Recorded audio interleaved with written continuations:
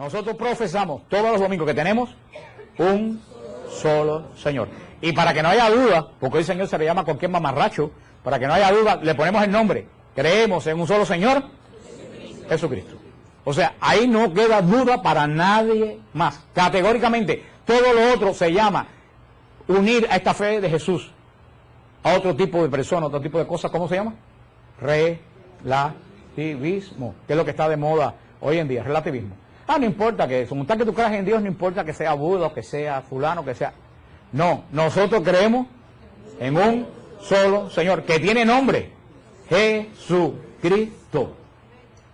Fuera de ahí, el que se confunde, hermano, es que más claro que eso, ¿hay alguna forma más clara que decir que eso?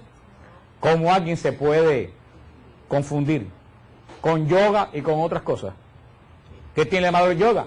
El yoga tiene de malo que dice el libro del Bhagavad Gita, que yo lo tengo porque a mí nadie me hace cuento, y el Bhagavad Gita es el libro santo del hinduismo, como para nosotros la Biblia. El Bhagavad Gita dice bien claro, el yoga es una forma de unirte personalmente a Krishna.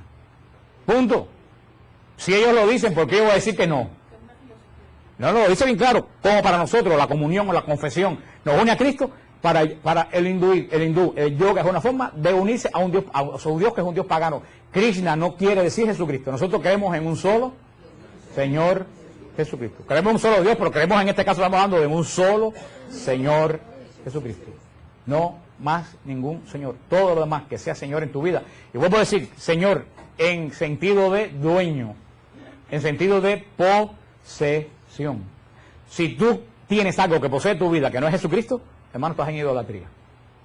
Definitivamente. Ahora piensa a ver qué cosa hay en tu vida que te posee por encima de Cristo, y eso es idolatría. Y nosotros lo proclamamos, creemos. ¿Por qué es Señor, dueño? ¿Por qué lo dijimos la semana pasada? Porque nosotros, la creación, nuestros primeros padres, y lo explicamos cuando hablamos del pecado original, cuando hablamos del Padre, nuestros primeros padres vendieron libremente la creación ¿a quién? Al demonio. Dejaron entrar al demonio en la creación, libre y voluntariamente. Ellos desobedecieron a conciencia a Dios. A partir de ese momento, la creación, ¿a manos de quién pasó?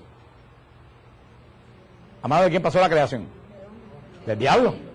Del diablo, del hombre y del diablo que lo manipula. Fíjate que inmediatamente que el hombre decide por la serpiente, es expulsado del paraíso. Y ponen un ángel cerrando. O sea, quiere decir que a partir de ese momento el hombre fue expulsado de la presencia de Dios. En ese momento se abrió un abismo terrible entre Dios y el hombre.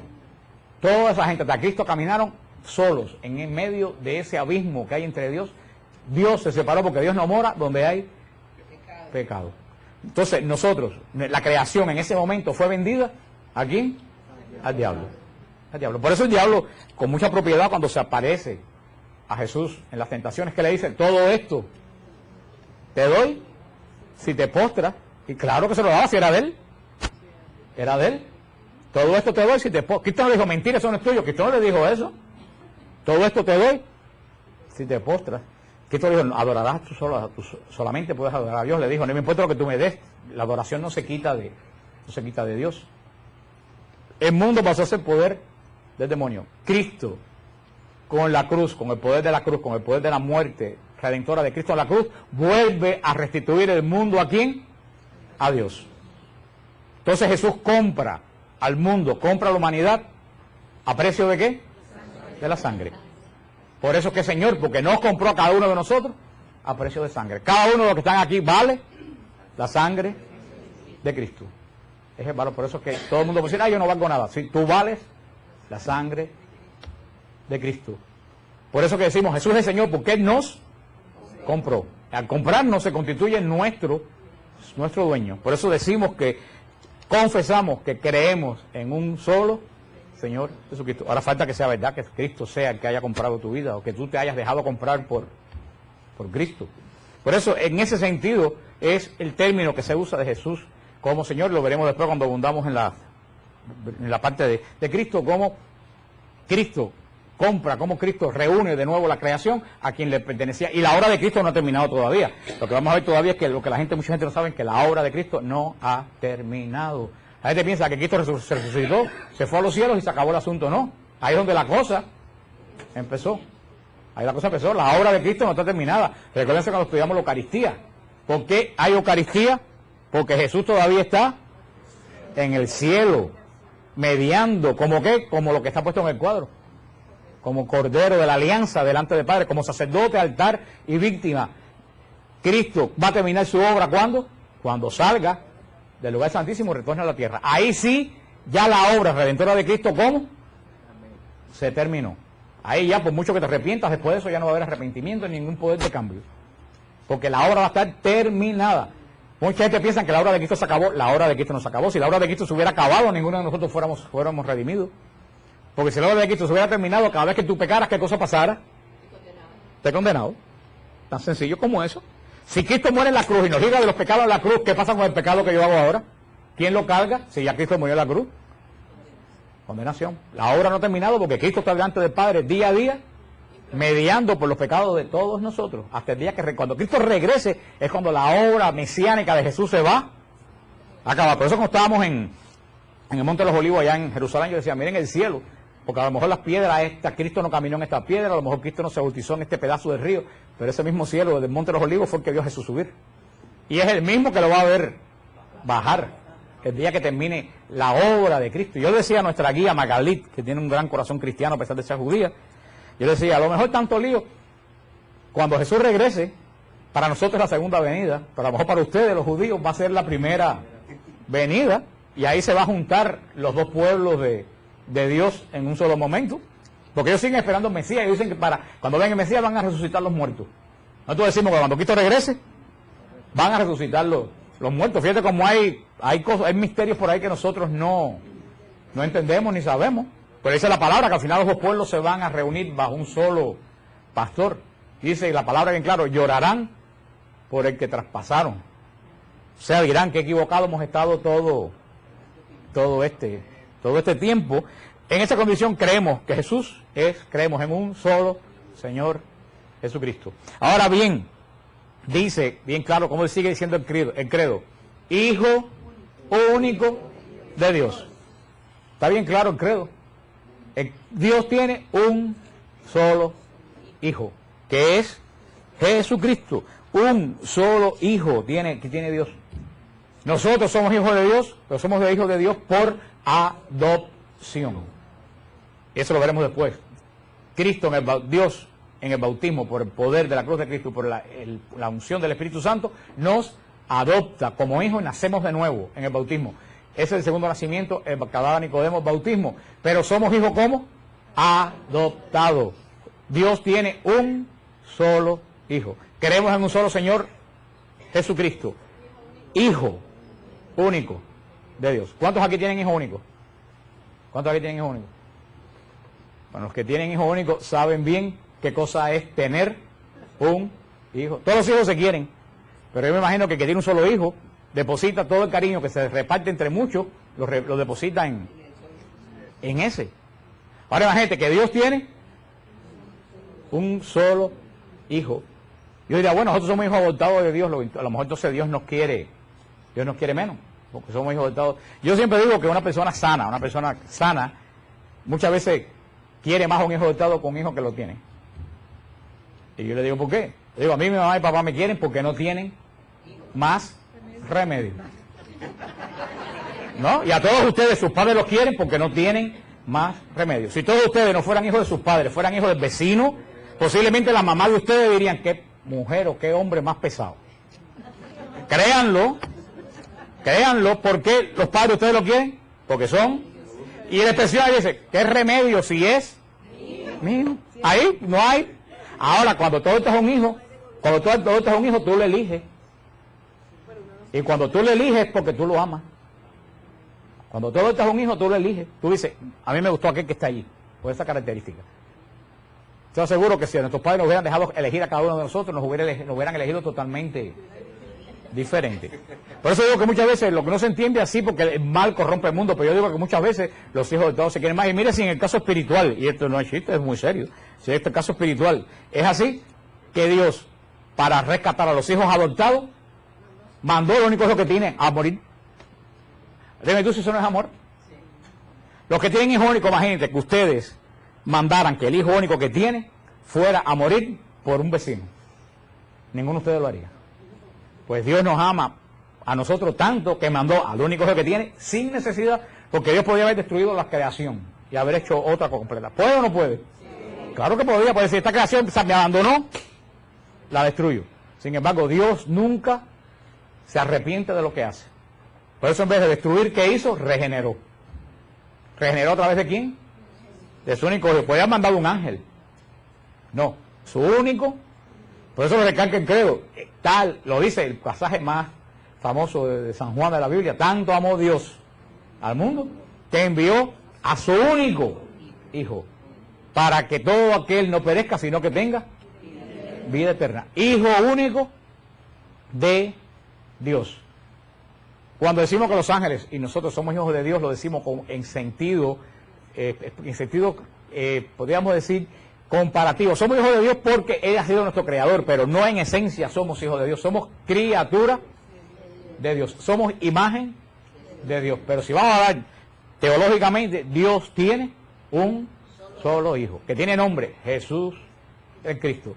¿Qué sigue diciendo el credo? Nacido del Padre antes de todos los siglos. Yo siempre le digo a las personas, hay dos Navidades.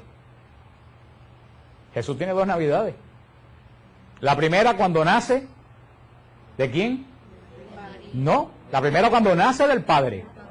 Lo dice el credo, es que decimos cosas que nosotros repetimos todos los domingos por 40 años y no sabemos qué estamos diciendo. Nacido del Padre antes de todos los siglos. Cuando yo he hecho por ahí, porque Jesús nació del Padre, me dice, tú estás diciendo un disparate, Jesús. Digo, no, ¿qué tú dices todos los domingos en el credo? Nacido del Padre antes de todos los siglos. Antes que hubiera ni remotamente con noción de tiempo ni de historia, de una forma que no sabemos. Fíjate, no dice creado del Padre, dice nacido del Padre antes de todo. Cuando dice antes de todos los siglos, dice antes de la historia, antes del tiempo, antes de la eternidad, antes de nada. Jesús nació del Padre. Eso es un misterio de Dios que yo he estado buscando cantidad en el internet y nada de lo que encontré me ha satisfecho de teología, porque yo creo que en los misterios de Dios hay un gran error de los teólogos y de los apologistas, que siempre los teólogos y los apologistas creen que uno siempre tiene que buscar respuesta a todo. Entonces ahí vienen las herejías, que cuando el teólogo, el apologista, no encuentra la explicación de algo, ¿qué es lo que tiene la tentación de hacer? Inventarla. Y ahí empiezan los problemas. Las grandes herejías nacen de ahí. No, hermano, ¿cuántas veces me preguntan a mí en EDBTN cosas que le tengo que decir? Yo no sé. Eso pertenece al misterio de Dios. Y San Agustín lo dice bien claro. San Agustín es clarísimo. San Agustín dice, si tú entiendes a Dios, ese no es Dios.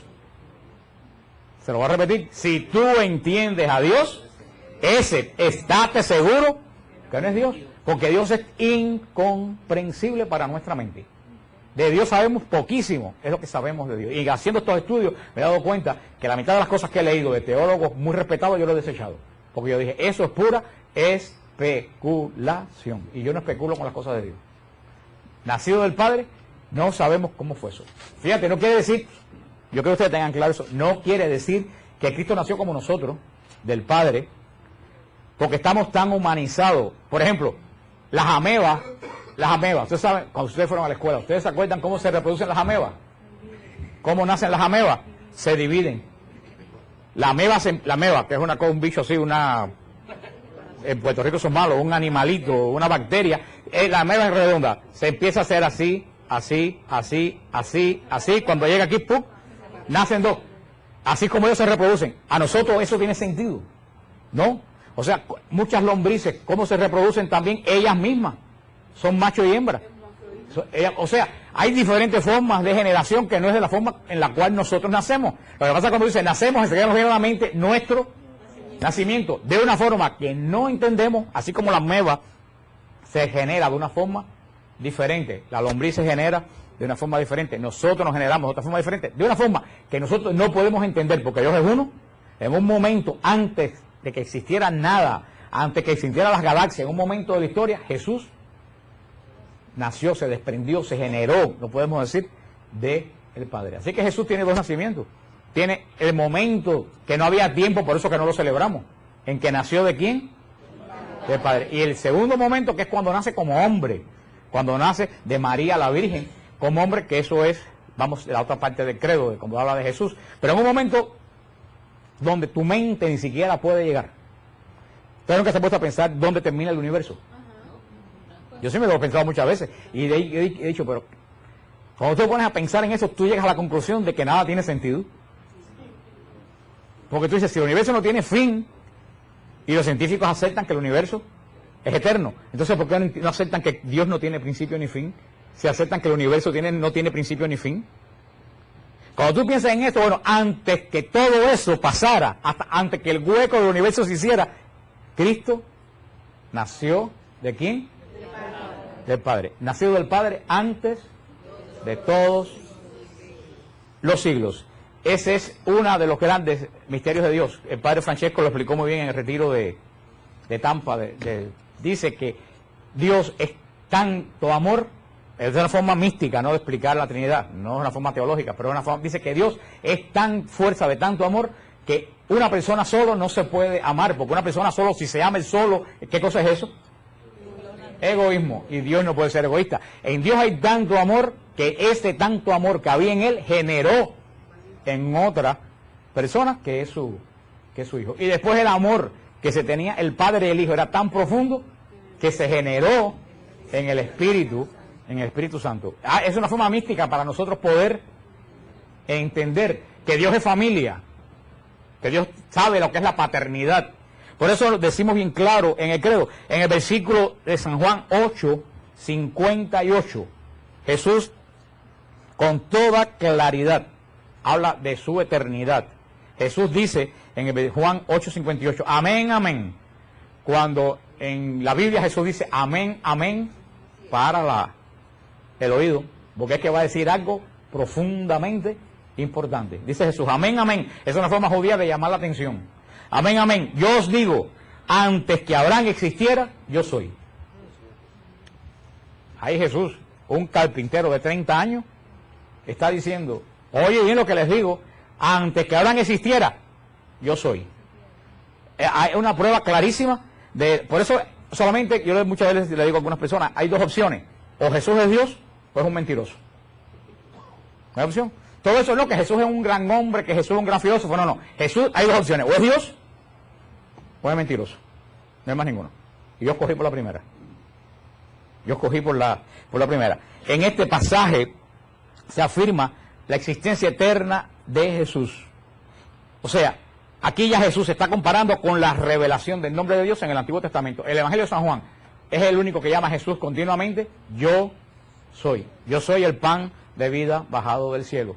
Yo soy la puerta. Yo soy el camino. Antes que Abraham existiera, yo soy. Continuamente Jesús en el Evangelio de Juan está diciendo, yo soy, yo soy, yo soy. En el griego, ese griego se dice ego eimi. Ego eimi, yo, o también como se dice la frase completa, ego eimi o eimi, yo soy el que soy. Es la traducción, que es lo que usa el pasaje que el Nuevo Testamento está escrito en griego. Se cree que hay una fuente hebrea que se perdió, nunca se ha encontrado la fuente hebrea, posiblemente la de Mateo, original hebrea, nunca se ha encontrado. Todo lo que hay de antigüedad del Antiguo Testamento se está escrito en griego, porque era el lenguaje culto del momento. Este Jesús divino, al encarnarse en el vientre de María, es cuando toma el nombre humano de Jesús.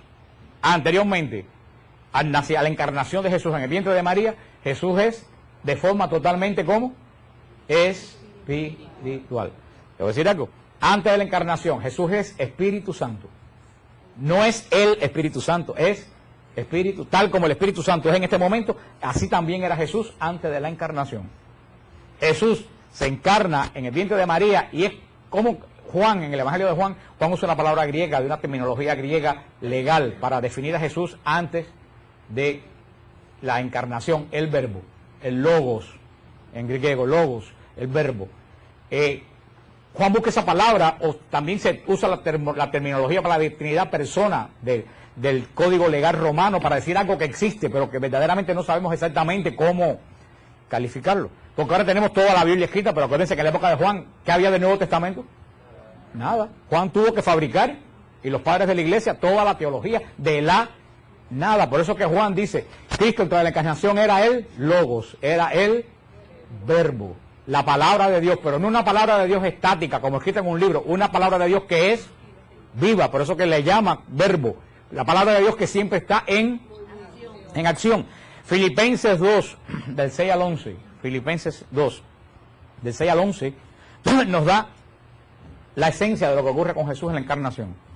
Porque ahora nos vamos a seguir la parte de que Jesús completa del credo, Dios de Dios, luz de luz, porque es la misma repetición en contra de las herejías de ese momento. Vamos a entrar a hablar un poco de Jesús, aparte de Jesús que no se conoce. O sea que nos vamos a parar aquí, porque es la parte que viene de Jesús encarnado, le llegaremos ahí. Pero hablando de Jesús, Filipenses 2, del 6 al 11 nos describe bien, dice, hablando de Jesús, el cual, siendo de condición divina, no retuvo ávidamente el ser igual a Dios, sino que se despojó de sí mismo, tomando condición de siervo, haciéndose semejante a los hombres y apareciendo en su porte como hombre, y se humilló a sí mismo, obedeciendo hasta la muerte y muerte de cruz. Este es un himno muy antiguo, escrito en hebreo, que Pablo adopta. Pablo en sus cartas muchas veces, tú te das cuenta cuando Pablo cambia de la doctrina, que parece como que se eleva en oración, está repitiendo himnos de la iglesia primitiva. Esto era un himno de la iglesia primitiva, Logos. Pero fíjate, eso nos habla de qué cosa es la encarnación. Dice, el cual, Jesús, siendo de qué condición? No, divina. Se despojó de sí mismo, tomando condición de siervo.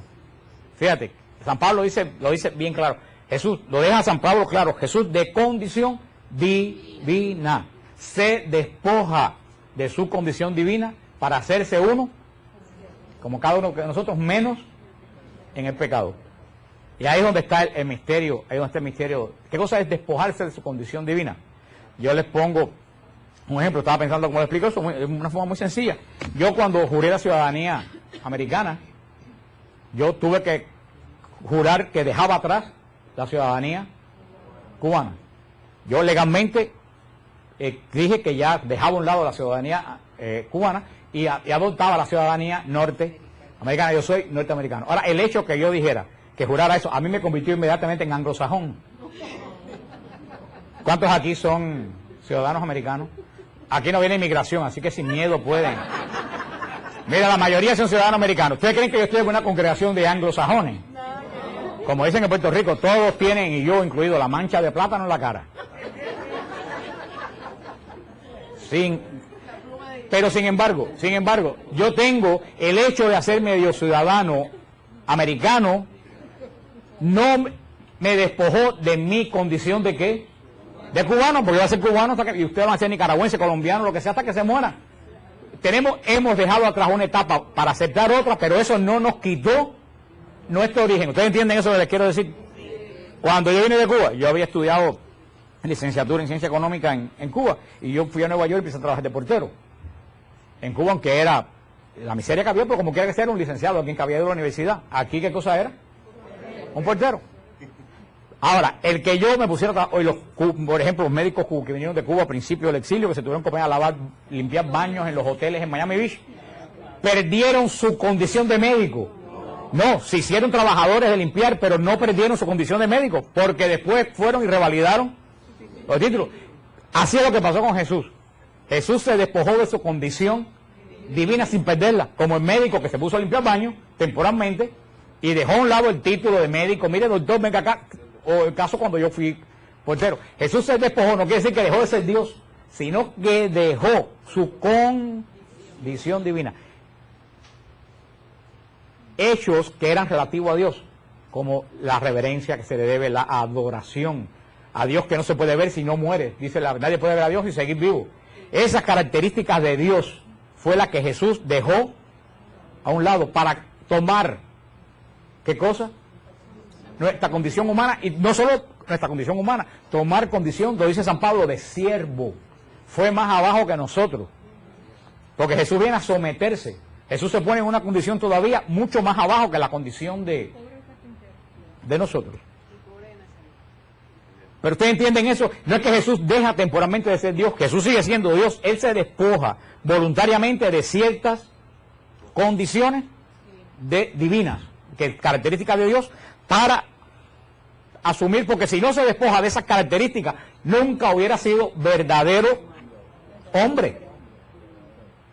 Porque mucha gente piensa que Cristo era hombre, pero que no le doían los clavos en la cruz. No, Cristo, lo decimos también, pero vamos a ver después, verdadero Dios y verdadero hombre. Jesús se hace un hombre como cada uno, y vamos a ver después cuando lleguemos a qué tipo de conocimiento tenía Jesús, porque vamos a llegar ahí, que hay mucha confusión respecto a eso. Pero estamos solamente en esto que dice San Pablo, en la carta de los Filipenses, dice que Jesús nos retuvo para hacer derecho de ser Dios. Si bien siempre lo fue, es y será antes y después de la encarnación, se despojó. Dice en este estudio, no significa que haya dejado de ser Dios, sino que se adapta a la condición de hombre y asume una condición que no era la suya. Ese despojarse se dice en griego kenosis. La kenosis. Cristo se despoja voluntariamente de esos atributos divinos. Esa es la palabra exacta que usa San Pablo, kenosis. La realidad humana de Cristo, San Pablo le explica verdaderamente, magistralmente en la carta de los Filipenses. Por eso lo recomiendo a ustedes esta semana que estudien la carta de los Filipenses. Jesús toma condición humana, pero condición más abajo de la condición humana, condición de siervo. Fíjate tú si toma condición de siervo, que por eso nosotros nacemos en un hospital. ¿Jesús dónde nace? En un pesebre. Y nace en un pesebre porque nadie los quiso albergar en la casa de familias que había en ese momento ahí. O sea, nace más abajo que todos los que estamos aquí. Jesús llega a decir en un momento de su vida, hasta las zorras tienen un hueco donde meterse y yo no tengo donde reclinar la cabeza. Gracias a Dios, aquí que más y que menos tenemos donde reclinar la cabeza. El día que nos muramos, por mucho que suframos, vamos a morir en un hospital con aire acondicionado, con anestésicos para aliviar el dolor, con sueros, con comida, con sábana limpia. Jesús murió sin poder ni siquiera recostar la cabeza en la cruz por las espinas. Aquel que más y que menos se compra desde ahora su tumba. Jesús tuvo que ser enterrado en una tumba ajena. ¿Quiénes son enterrados en tumbas ajenas? Los más pobres de los pobres. En nuestros pueblos hay una parte del cementerio donde están todos los nombres, y está la parte de atrás, que está la parte donde llevan a los que no tienen un cementerio. Ahí fue enterrado Jesús, en una tumba totalmente ajena, ni siquiera tumba propia. Por eso Jesús no solo se hace hombre, se hace un nivel más abajo, se humilla, como dijo la hermana, se humilla a hacerse inferior inclusive a cualquiera de nosotros. ¿Cómo se llama eso? El despojarse es kenosis. Juan 1.14, las epístolas de Juan son muy espirituales. Juan 1.14 también nos da nos habla un poco de despojarse de Jesús. Dice, y el verbo se hizo carne y habitó entre nosotros. Eso es lo que está escrito cuando llegamos a la Basílica de la Anunciación. Eso es lo que está escrito en la fachada de la Basílica de la Anunciación. El verbo se hizo carne y habitó entre nosotros. Y está escrito en la estrella, en el lugar de la casa de María en el piso. El verbo se hizo carne y habitó entre nosotros. Y aquí yo creo que hay que separar dos cosas que nosotros, yo creo que en la iglesia no sé por qué la iglesia ha perdido un poco esa fiesta. La fiesta se llama la fiesta de la Anunciación. El 25 de marzo es la fiesta de la, pero una cosa es la Anunciación y una cosa es la Encarnación. La fiesta es de la Anunciación, pero el hecho es la Encarnación. Se lo voy a repetir. La fiesta es de la Anunciación, pero el hecho es la... ¿Y por qué la fiesta se llama Anunciación? Porque la gente del Señor se María, por supuesto, pero no es eso. ¿Tú sabes por qué se llama encarnar? Porque no sabemos en qué momento Dios se encarnó en el vientre de María. Ahí no dice que en ese momento se encarnó. Ahí dice que el ángel le dijo, vas a ser la madre del Altísimo. Y ella dijo, aquí está la esclava del Señor. ¿Y qué dice? El ángel se retiró. Ahí no dice en qué momento fue la encarnación. Ahí solamente es la Anunciación. María es anunciada. Pero en un momento no sabemos si fue a poco rato, no sabemos si fue por la tarde, si fue por la noche, si fue otro día. En un momento, cuando María dice el sí, ocurre la encarnación. Y ese es el hecho que yo creo que en la iglesia debe haber una fiesta tan grande como la Navidad para señalar la fiesta de la Encarnación. Yo creo que la fiesta de la Anunciación está como que muy apagada, no se menciona. Y no hay crucifixión si no hay encarnación. Y no hay resurrección si no hay encarnación. Y no hay Cristo si no hay encarnación. Yo creo que la encarnación es, por eso yo le digo a las personas cuando llegamos a Nazaret, hermano, este lugar donde vamos a entrar es el lugar más santo de toda la tierra. Más santo que el Calvario. Porque si, al final yo dejo para las preguntas, si Jesús no se encarna, Jesús no muere. O sea que el hecho central, y lo dijo el Papa en el jubileo, fíjate, que el jubileo del año 2000, no celebramos 2000 años de la resurrección, celebramos 2000 años de la encarnación y del nacimiento, pero sobre todo de la encarnación. Ese es el momento, para mí es el momento más importante de toda la eternidad. El momento que la segunda persona de la Trinidad, por puro amor, entra al vientre de una virgen nazarena que lo quiera coger. Para mí ese es el momento central de toda la historia de la humanidad. Como os he dicho tantas veces, que dice, yo sé San Ireneo, San Jerónimo, se dice los 3 hechos más importantes de la historia ocurrieron en vientres y en el silencio. La encarnación en el vientre de María. El nacimiento en el vientre de la noche, o sea, en lo profundo de la noche. Y la resurrección en el vientre de la tierra. Los 3 hechos más importantes en silencio y en la profundidad del vientre de María, de la noche y de la tierra. La encarnación, y es la importancia que yo creo que ustedes se lleven hoy en la mente, la encarnación del verbo es el hecho más importante. Yo me imagino que en el momento que el verbo entró en las entrañas de María, yo estoy seguro que todas las milicias angélicas tienen que haber temblado y tienen que haberse arrodillado. Yo estoy seguro que todas las galaxias tienen que haber temblado en el momento en que la segunda persona de la Trinidad entra en el vientre de una virgen. Y yo decía el otro día, y lo decía, no me acuerdo, lo decía el padre en una de las charlas que nos dio el padre Rolando en Israel, Dios no podía haber venido mayor, Dios no podía haber venido hombre ya. Claro que sí que Dios podía haber venido hombre, si Dios todo lo puede. Dios podía haber bajado de una nube, ya hombre, y habernos redimido hecho hombre ya. Pues Dios podía haber bajado hombre, haber aparecido como Moisés, como Melquisedec, que apareció sin principio. Y sin embargo, Dios necesita para hacer la redención, ¿a quién necesita? A María. Ahora digo, si Dios necesitó a María, ¿por qué nosotros vamos a prescindir de ella? Explícame. Yo voy a dar una oportunidad para que todo el mundo pues apague sus celulares. Revisen por favor sus celulares, que es una norma que tenemos acá, los ponen en vibrato, la cosa esa que se mueve, por respeto a la clase. Pues esa participación, porque fíjense que aquí está la parte más importante de todo. Dios pone toda la divinidad, pero María pone toda la humanidad. No hay ser humano que ponga más en la formación de Cristo que María. O sea, Dios pone toda su humanidad y María pone toda su humanidad. Y entre la divinidad de Dios y la humanidad de María nace Jesús de Nazaret. Así que fíjate, no estoy diciendo que María es Dios, pero para mí la persona más importante de toda la creación es María. Porque si Dios le escogió para que su único hijo tomara, no solo tomó cuerpo, tomó toda la genética de Cristo. Toda la genética de Cristo proviene, ahora que se sabe tanto de genética y de genomas y de todo eso, toda la genética de Cristo está tomada de María, porque Cristo no tiene padre humano. O sea que yo siempre he pensado que Jesús y María tienen que haberse parecido como 2 gotas de agua.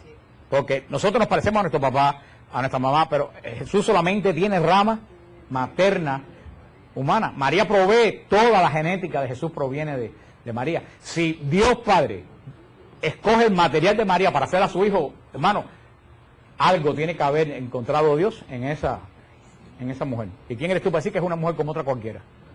¿Quién eres tú? ¿Quién eres tú para decir que es una mujer como otra cualquiera? Si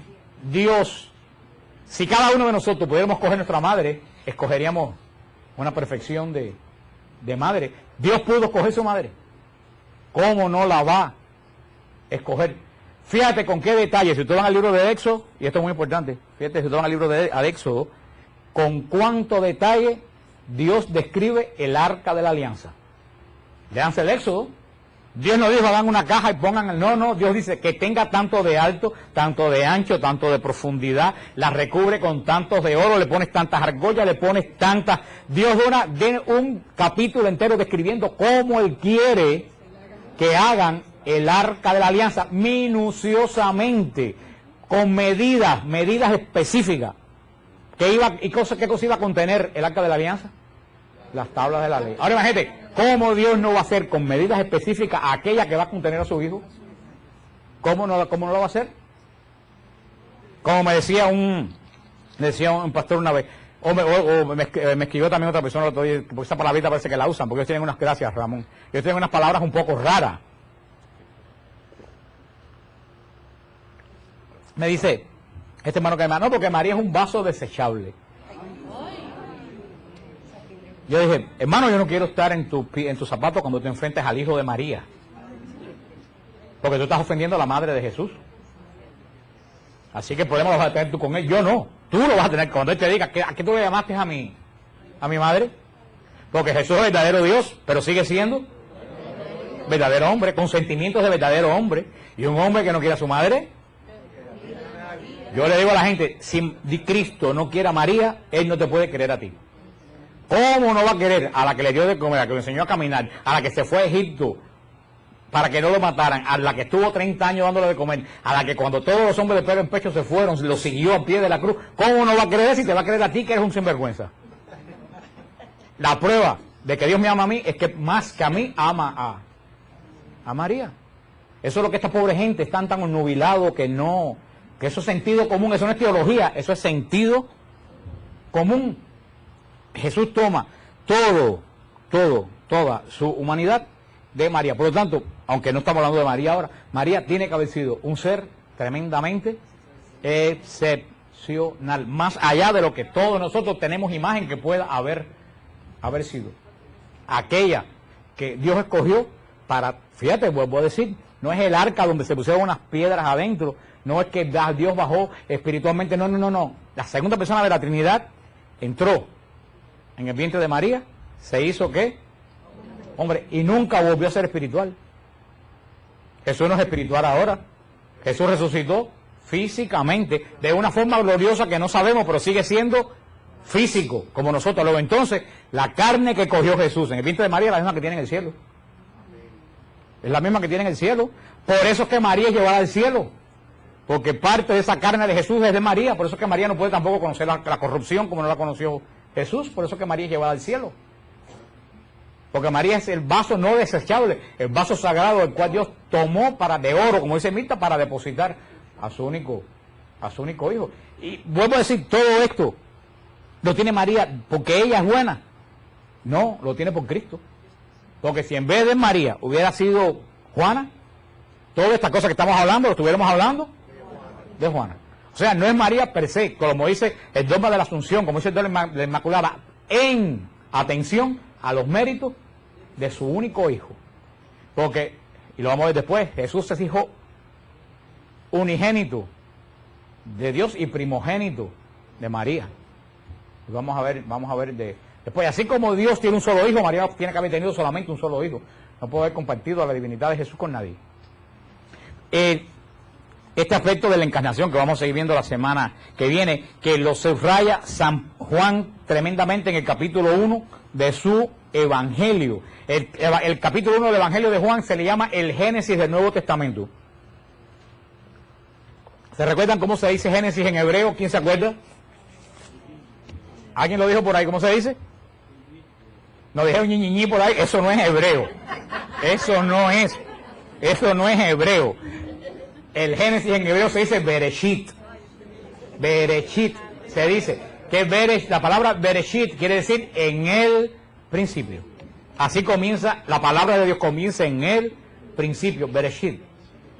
El Evangelio de San Juan, ojo, el Evangelio de San Juan comienza con la misma palabra, en el principio. Fíjate que el Evangelio de Juan comienza con la misma palabra del Génesis. ¿Cómo comienza el Génesis? En el principio. La tierra era un caos y Dios flotaba sobre. ¿Cómo comienza el Evangelio de San Juan? En el principio era Dios.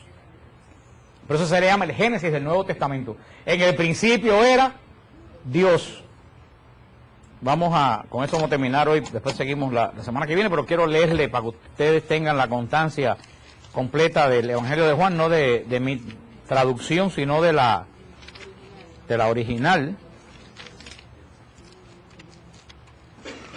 Dice, en el principio existía la palabra, y la palabra estaba junto a Dios, y la palabra era Dios. Ella estaba en el principio junto a Dios. Todo se hizo por ella. Cuando dice ella se refiere a la palabra. Y sin ella no se hizo nada. Lo que se hizo en ella era la vida, y la vida era la luz de los hombres.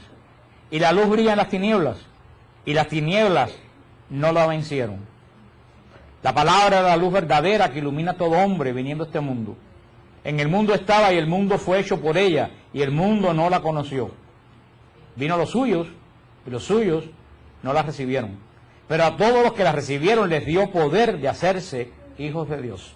Fíjate cómo comienza el Evangelio. En el principio, Bereshit, existía, como dice Génesis, en el principio Dios flotaba, el Espíritu de Dios flotaba. En el principio existía la palabra. Quiere decir que desde que comenzó la voluntad de Dios, desde que comenzó la creación, ya Dios, la palabra era preexistente. Dice, y junto a Dios, fíjate lo que dice al final del versículo 1, y la palabra era Dios.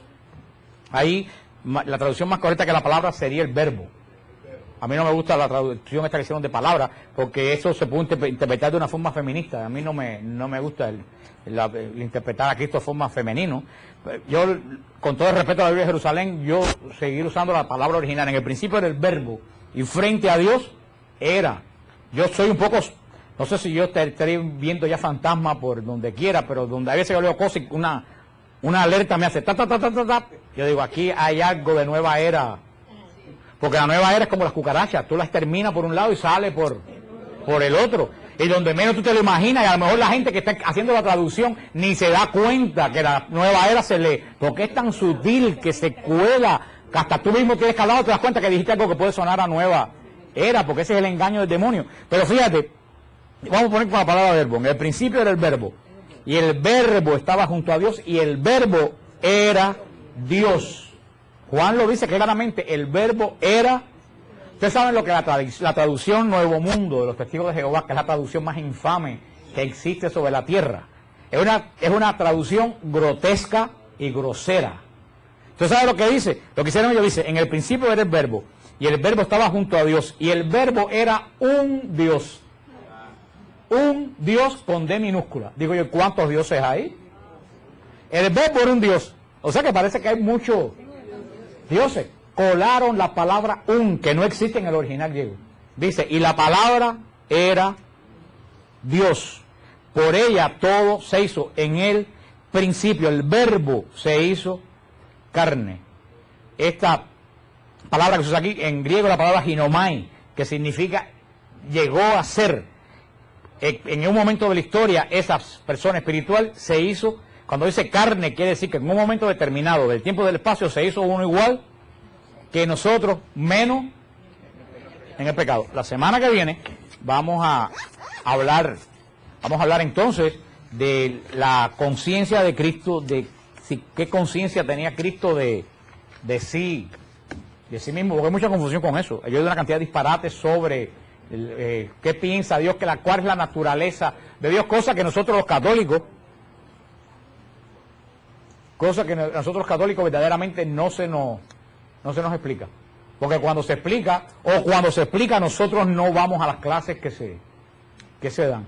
Y en las predicaciones de los domingos casi siempre son bastante, no sé, nadie se quiere meter en estos problemas. Así que vamos a hablar de esa parte de la teología la semana que viene.